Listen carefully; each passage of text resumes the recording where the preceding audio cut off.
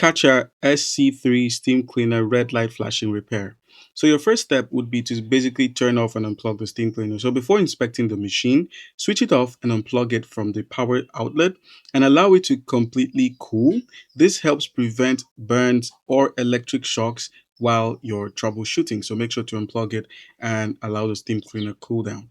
Now the next step would be to basically check your water level. So a red flashing light often means the pump dry run protection has been activated. So remove the water tank and make sure it's filled with clean water and then reinstall it securely before turning the machine back on.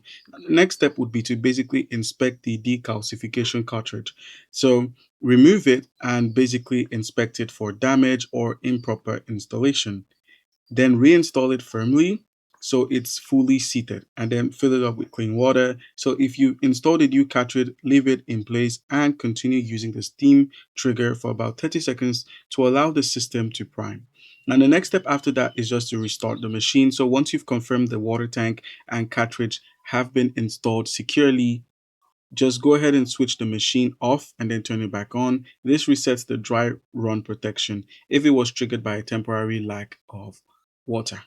Now, the next step after that is just to hold the steam trigger. So make sure you hold the steam trigger, hold it back. And if the machine has water but it still isn't producing steam, then press and hold the steam trigger continuously.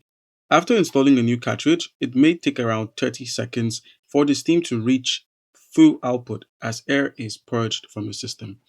And that's it, guys.